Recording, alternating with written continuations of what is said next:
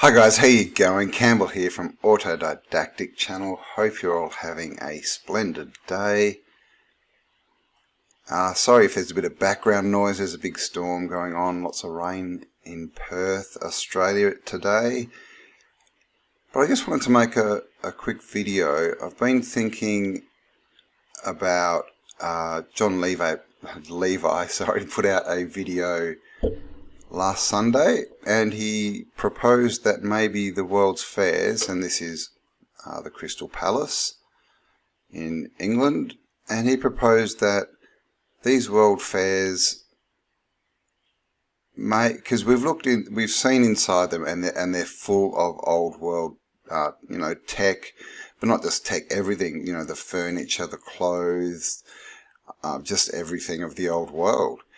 And so John proposed that maybe, the repopulation of the world after the catastrophe, after the reset, was done through these world's fairs, because we also know that the Crystal Palace here is actually sitting on top of a big railway station, and there's tunnels and train tracks going out from fairs as well, and just in cities everywhere. So was this some way that they were getting the population in here? We also had a bit of a chat about this with Martin when I did my chat with Martin last week. So if you haven't seen that video, have a look. I think it's called Time Bandits and something else. So I wanted to touch on this topic. Been thinking about it, and I've been also reading quite a bit of Michelle Gibson's blog. And shout out to Michelle Gibson if you haven't heard of her. I'll leave the link to her blog in the description, and also her YouTube channel. Her YouTube channel is just Michelle Gibson, and she's done a ton of research on the old world, Tartaria, the Moors, all that kind of stuff. So I was reading Michelle's blog, and I'm not really sure what it was that triggered me. These are all shots from the World's Fair. It's not a very good one. But basically, I was thinking about giants, and this is a good shot to talk about it, because look at the size of this Crystal Palace. And even this, you can see this is the floor level here, and this is the human level. And just look at that gate. So, what we see in the old world is quite obviously large, and to the extent that it looks like it was built for larger people and by larger people. And it's not just buildings, we have lots and lots of things. There's crowns around, there's guns, there's swords and weapons, there's skeletons, we have the bones. So there was definitely taller people. And of course, one of the questions is, where did they go? Who were they? Were they us? And if they were us, why are we now smaller? And I just like to point this picture out while we are here. This is, again, inside a World's Fair when they're showing all the tech of the old world. And we can see some of the statues in here with a nice crown, sitting in this portico. And we see this, a cathedral spire with all the antiquitech popping off the top.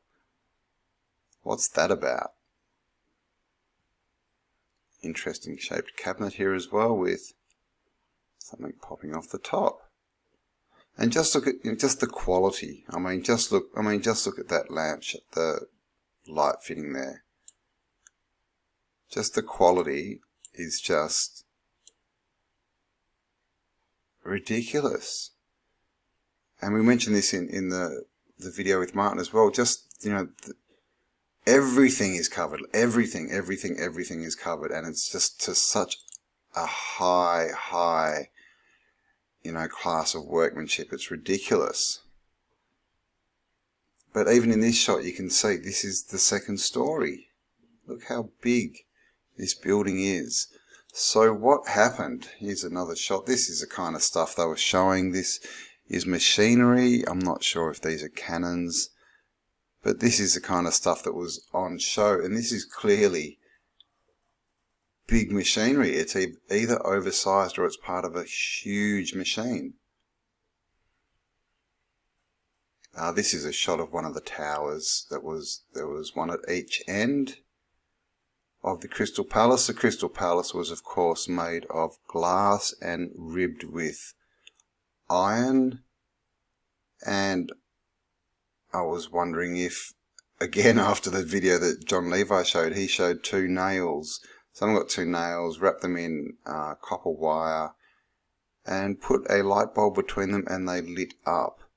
And so I was looking at the World's Fair and was wondering if maybe this thing, with all its ribbings, all its filaments maybe, somehow got some kind of like incandescent glow or light, light source, free energy light source, and lit up. Who knows? But that's a good shot as well, isn't it? This monstrous building, just in these old world houses in front of it. And here's another shot of it. Of course, statues everywhere, and underneath this thing. And look at the size of this. You can see it's built up off the ground. Steps everywhere. Here's one of the towers again.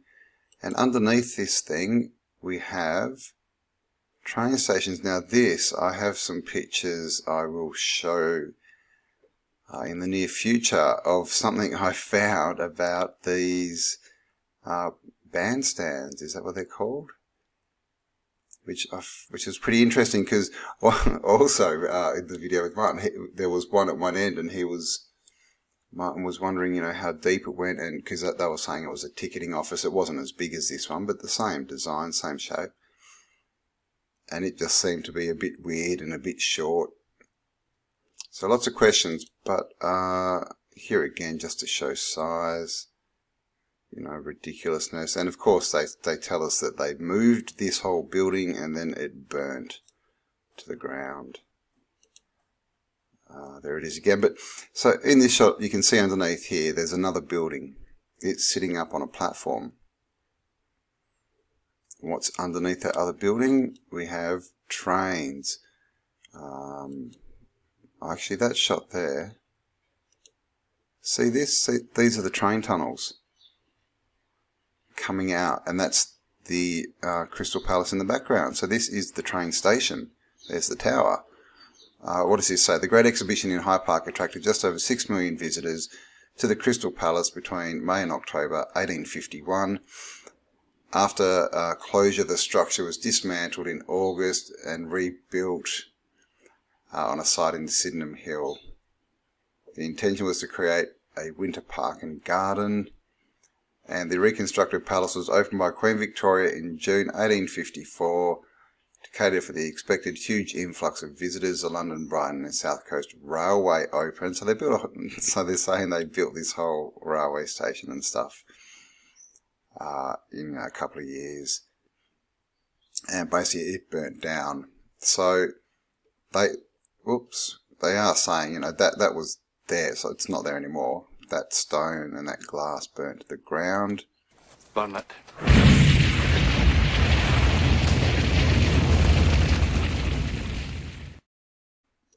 What have I got here? I'm not even sure what I've got in this folder, but I thought I had some pics of underground. This is all the 1851 World's Fair, by the way. I believe this is Queen Victoria down here somewhere, the German imposter.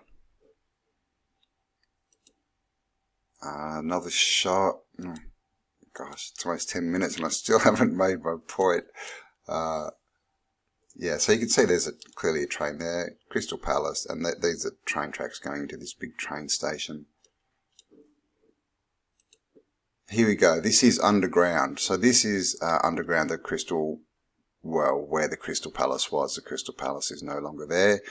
And they said they moved it. My thoughts on that is there was 2. There's no way they moved that building in a year. They say they built it in less than a year, and then it stood for like 6 months, and they moved it, and it was rebuilt in less than a year again. It's just ridiculous. I think there was 2, and they just burnt the first one down, and then everyone realised there was another one, so they went, oh, we moved it, and then they burnt that one down too. But this is underneath this is what I would call Moorish type architecture. And it's almost like the florets we see at the top of, the pillars on the buildings and the capital buildings in inverted commas, etc., where you have, you have the sort of leafy, flowery things at the top. This is sort of like a big palm tree, a bit of an extension, but I digress again. This is all underneath, so I just wanted to show this. This is sort of what Jon was proposing, is that these train, terminals, train systems, train stations underneath the world's fairs may have been used to bring the new population in, and after the reset in 1851, or starting in 1851. So I was thinking, if we were the giants who built these, our ancestors, how did we shrink? And there were trees inside these, and streams, water, rivers, the whole lot. Were they glass houses? Don't know. Were they for airships? Which would make sense if you had trains underneath, catch the train in, and get the airship somewhere. So how do you shrink people? And so I started looking into food, thinking, is it a restriction of diet? Something that's been taken out of our diet that has made us smaller? And I couldn't find anything. As a side note on that, the food system we've got now, even if it's not making us smaller, it's definitely making us more unhealthy and reducing our lifespan. Because it should be 120. People who live to 120 are considered miraculously old, when that really should be the norm. So food's a big problem anyway. But I couldn't find much under food. I found, some studies on pregnant women and what they ate and how that affected height and size of children and babies, and didn't find a lot. Here's the Gibsons, World's Fair, 1851.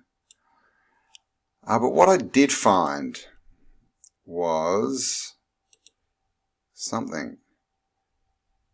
Here's how father's vitamin D intake can affect child's height. So it says, we know that a woman's diet has a direct impact on her pregnancy and the health and development of the child. But what we often tend to miss, that the father's health also plays an important role. According to a new study, women's health may not be the only factor in ensuring the growth and development of the child. A new research which has been presented at the European Congress on Obesity in Portugal has found a strong link between a father's vitamin D intake and the child's height and weight at age 5. Vitamin D. Okay, vitamin D. It has been established that the mother's vitamin D intake before pregnancy plays an important role in the newborn's musculoskeletal and overall health. But this time around, scientists diverted their attention to assess the father's vitamin D before conception intake and how it can affect the child in any way, and they came up with some significant results. Vitamin D. Okay, do you know what vitamin D is, where it comes from? Is an essential nutrient, also known as the sunshine vitamin. It is produced in the body when the sun's ultraviolet rays come into contact with your skin. Okay, so this, you probably all know this because it has been talked about recently, just with what's been happening and people being restricted inside their houses and out of the sunlight. It has been a talking point. But what popped out at me when I read this is vitamin D is linked to the size of babies. Okay, so how's it? So here's the theory. Okay, so cataclysms, worldwide cataclysms, 1600s up into the 1700s, populations wiped out. But obviously, some people weren't wiped out, and some were saved. Looked after, whatever, to be used, to be re-released, to be the workers, or whatever the plan was. And so where did they go? Well, obviously a popular theory is that they went underground. We have all these underground cities everywhere, underground tunnels. And we also have underground railway stations and railway lines. So this is looking like a big network. And it may just be, the civilization 50 foot under mud. But the point is, these people would have been in darkness. They would have been away from the sun. Hence, little or no vitamin D intake. Okay. It says here, strong link between a father's vitamin D intake and the child's height and weight at 5. It's also been established that the mother's vitamin D intake plays a role in height and size. So tell me this, riddle me this. What would happen to a population if you kept them underground for, so let's say 5 generations, 100 years? Would they shrink? That's what I'm thinking. So yeah, let me know what you think in the description. 'Cause vitamin D is definitely, it's definitely there, and you would be kept away from that. So is this what happened? Did they keep some of the population underground, and was it on purpose to try and shrink them, or was it just a byproduct?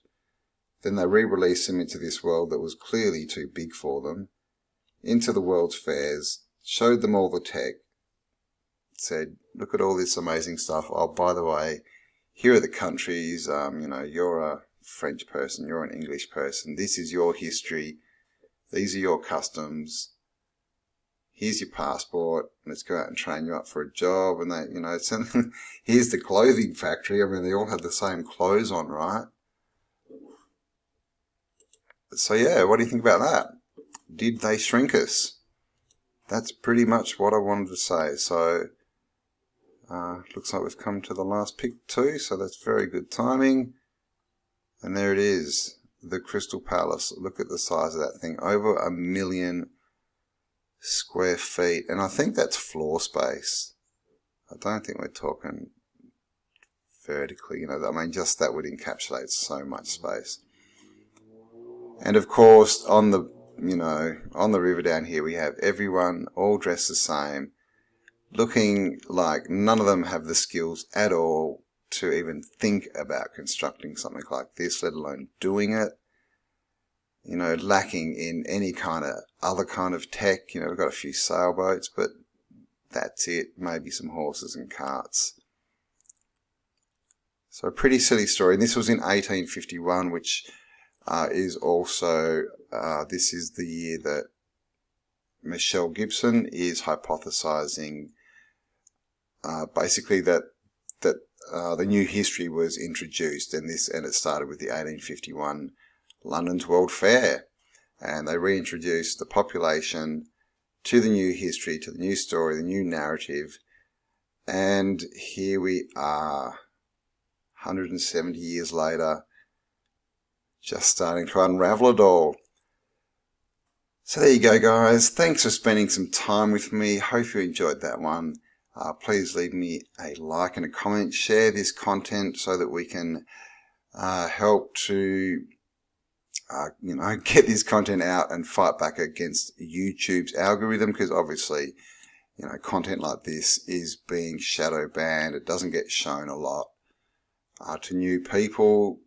So yeah, the more you can share it on social media, the more it will get out there, because this is a story that's definitely being hidden. You know, I've been demonetized already, and as someone said in the comments, I can't believe you were demonetized when over 80% of your videos just talk about architecture, and that's pretty much it. But obviously architecture and looking at history and the old world is a bit of a taboo subject. And with what's going on now, we seem to be at the culmination point of something. And I will touch on that in further videos. But again, I'm rambling. So I'll let you go, guys. Have an amazing day, and I'll catch you on the next upload. Bye for now.